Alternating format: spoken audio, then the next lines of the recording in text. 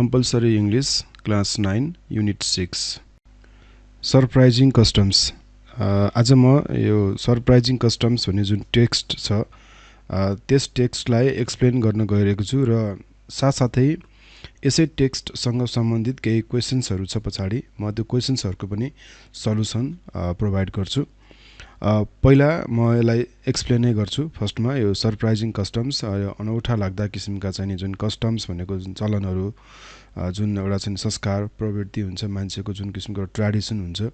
त्यो अनौठा किसिमका विश्वका केही अनौठा किसिमका ट्रेडिसनसँग सम्बन्धित एउटा टेक्स्ट छ जुन सरप्राइजिङ कस्टम्स भन्ने जुन शीर्षक अन्तर्गत राखेको छ त्यसलाई म एक्सप्लेन गर्न गइरहेको छु फर्स्टमा पहिलो प्याराग्राफ हेरौं One thing that sets human apart from other members of the animal kingdom is our propensity to develop customs and traditions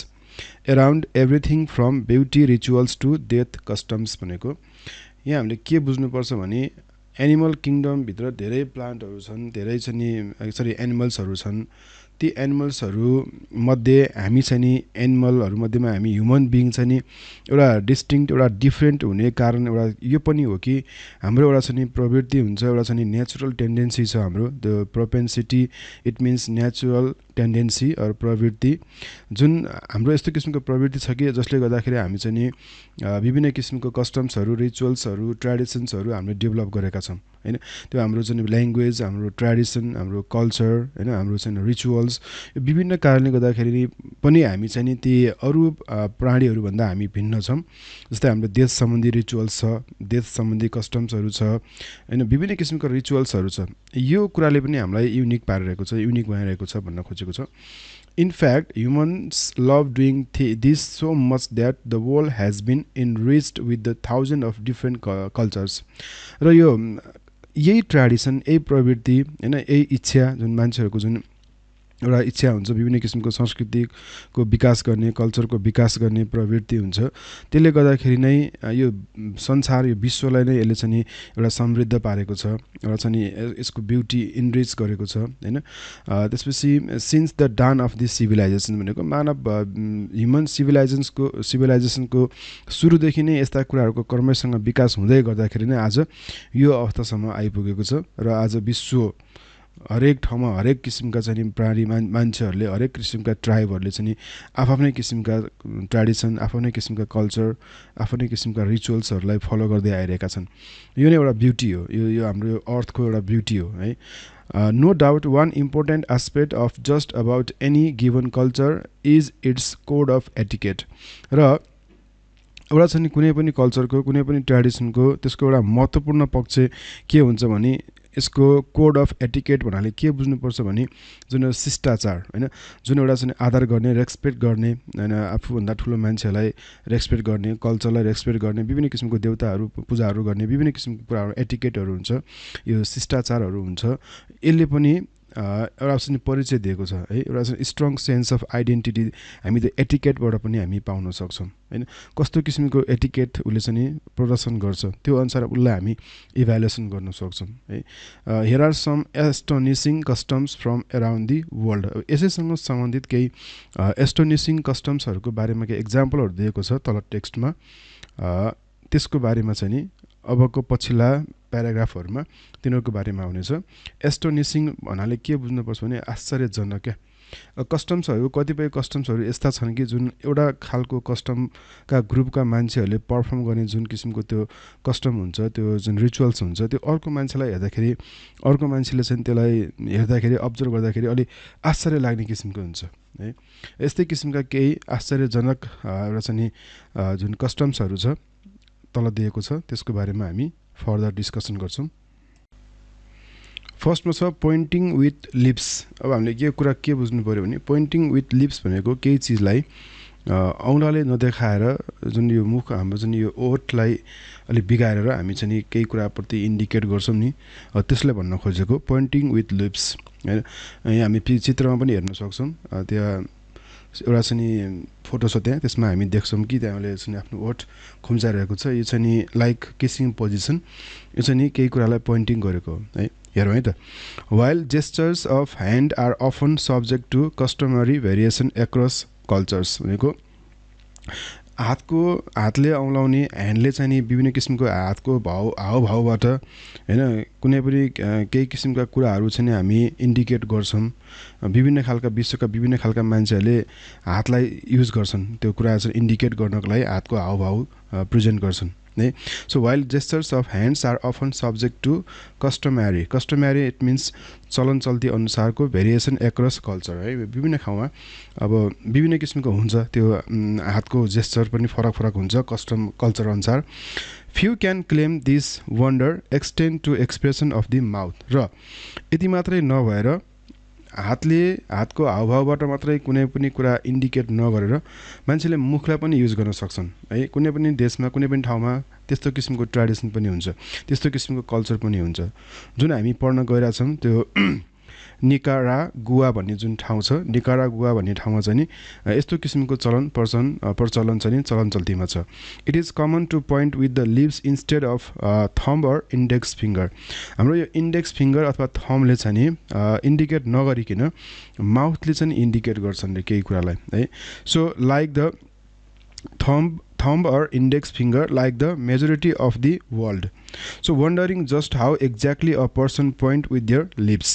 हामीलाई अचम्म लाग्छ मान्छेको लिप्सले कसरी पोइन्ट आउट गर्छ कसरी पोइन्ट गर्न सक्छ भन्ने कुरालाई हामीलाई चाहिँ अचम्म लाग्न सक्छ तर it all starts by puckering up means खुम्चाउने क्या मुख खुम्चाउने लाइक इन किसिङ पोजिसन जस्तो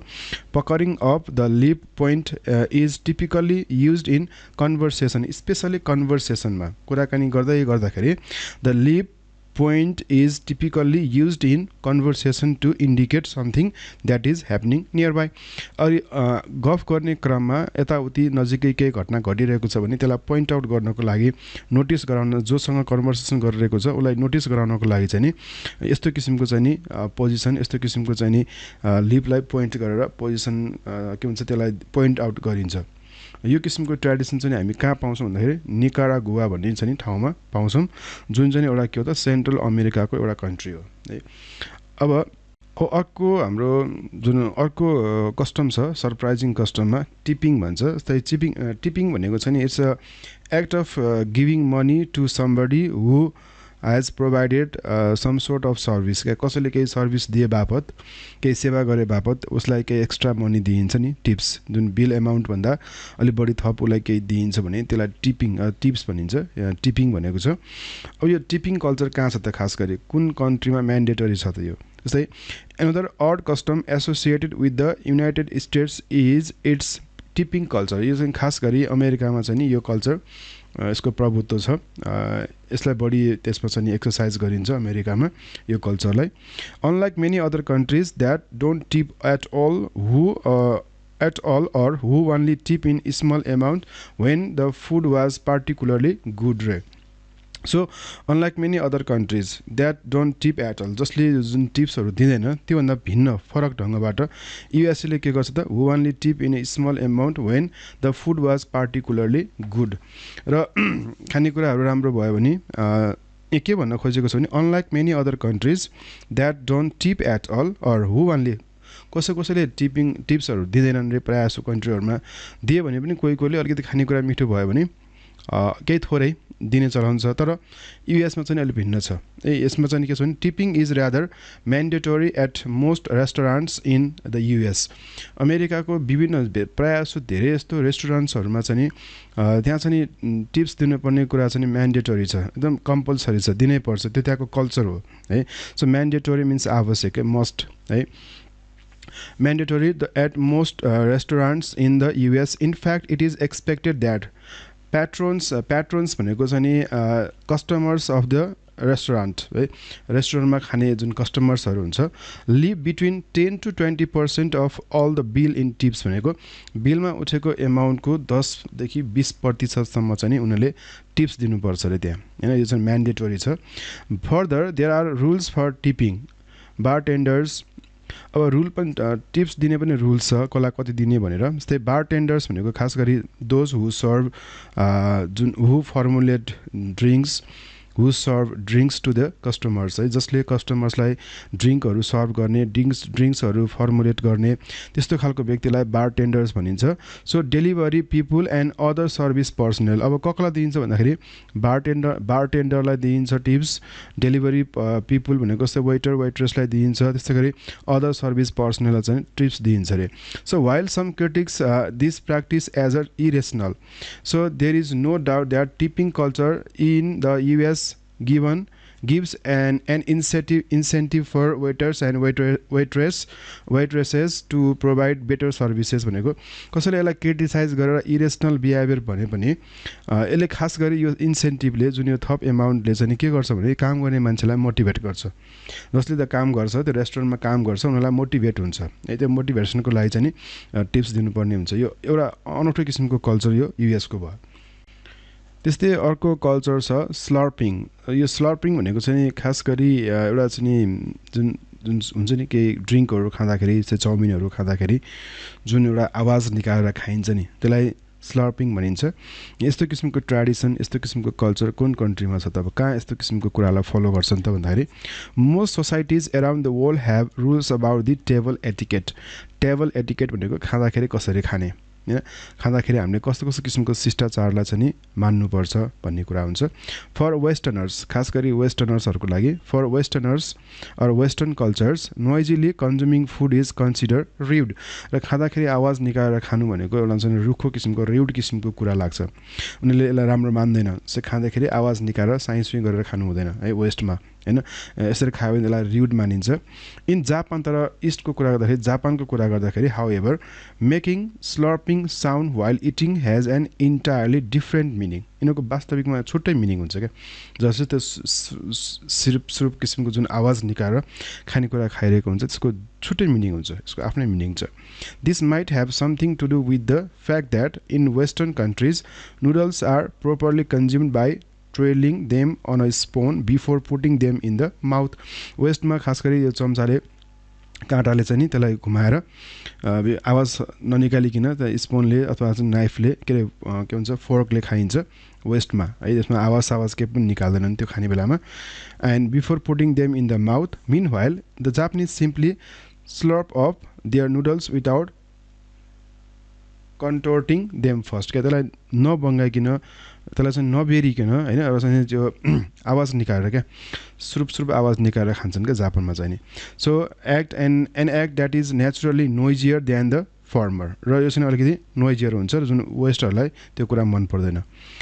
making slurping sound when eating noodles in Japan is a way of indicating यसको पनि केही मिनिङ हुन्छ होइन कसैले आवाज निकालेर खाइरहेको छ भने यसको पनि मिनिङ हुन्छ मिनिङफुल छ that is you are really enjoying them खानेकुरालाई एकदम राम्रोसँग इन्जोय गरेको भन्ने बुझिन्छ जसले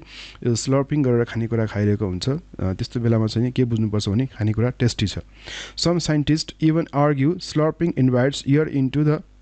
प्यालेट यसले चाहिँ हाम्रो मुखभित्र हावा तान्छ त्यो स्लर्पिङ गर्ने बेलामा यो कोही साइन्टिस्टहरूले भन्ने अनुसार होइन उनीहरूको रिसर्च अनुसार जसले के गर्छ एक्चुअली इन्हान्सेस त्यसले के गर्छ भने नुडल्स फ्लेभर त्यो नुडल्सको फ्लेभरलाई झन् अझ बढाइदिन्छ क्या यसको स्वादलाई अझ बढाइदिन्छ भनेको छ यो भयो स्लर्पिङ कस्टमको एन्ड लास्ट वान अब अन्तिममा के छ भने kneeling or lying prostrate as greeting भनेको जस्तै घप्टो परेर सुत्ने होइन ग्रिटिङ गर्नको लागि lying stretched out on the ground with one's face downward भनेको जस्तै फेसलाई तलतिर घप्टो पारेर सुतेर होइन ग्रिटिङ गर्ने त प्रचलन यो कहाँ छ भन्दाखेरि for members of Yoruba people an ethnic group that largely resides in नाइजेरियामा बस्ने यो योरुबा भन्ने जुन ट्राइब छ तिनीहरूले चाहिँ यस्तो किसिमको चाहिँ नि पोजिसन देखाउँछन् ग्रिटिङ गर्नको लागि greeting rituals are taken quite seriously र उनीहरूले जो ग्रिटिङ रिचुअल्सलाई चाहिँ नि एकदम सिरियसली लिन्छन् क्या होइन त्यसलाई चाहिँ एकदम सिरियस रूपमा चाहिँ नि उनीहरूले चाहिँ त्यसलाई चाहिँ नि प्रेजेन्ट गर्छन् so this is especially true in regards to greeting elders र खास गरी यो आफूभन्दा ठुलोलाई एल्डरहरूलाई चाहिँ नि ग्रिटिङ गर्ने कुरामा चाहिँ नि एकदम सिरियस हुनुपर्छ वेन एन एडल्ट एप्रोचेज है खास गरी when an adult approaches Yoruba youths are expected to drop to their knee in greeting होइन घुँडा चाहिँ नि एडल्टहरूलाई चाहिँ घुँडा के भन्छ भने when an adult approaches Yoruba youth है युथहरूले चाहिँ के गर्नुपर्छ भने घुँडा टेकेर चाहिँ के गर्नुपर्छ ग्रिटिङ गर्नुपर्छ more specifically women kneel when greeting and men typically lie prostrate. These gestures are sign of respect and deference for the elder of the community. आफ्नो कम्युनिटीमा भएको एल्डरहरूलाई चाहिँ जुन रेस्पेक्ट गर्नको लागि यो पोजिसन चाहिँ ले उनीहरू के गर्छन् त ग्रिटिङ गर्छन्. So interestingly this custom is one that distinguishes Yoruba people from other ethnic group. र नाइजेरियामै भएका अरू 3टा जुन एथनिक ग्रुपहरू मध्येमा जुन यो योरुबाको चाहिँ यो छुट्टै किसिमको प्रचलन छ, छुट्टै किसिमको चाहिँ एउटा रिचुअल छ. र यो चाहिँ को भन्दा फरक छ भन्दाखेरि it is totally different from Binny and कालाबारी. यो बिनी एन्ड कालाबारी भन्ने जुन अरू ट्राइबहरू छ योरुबा भन्दा बाँकी अरू ट्राइबहरू तिनीहरूभन्दा छुट्टै किसिमको तिनीहरूलाई चिनाउँछ क्या. जस्तै यो 3टा ट्राइबहरू मध्येमा हामीले योरुबा ट्राइबलाई चाहिँ नि कसरी चिन्छौँ त because of there greeting position. यो भयो हाम्रो टेक्स्टको एक्सप्लेनेसन.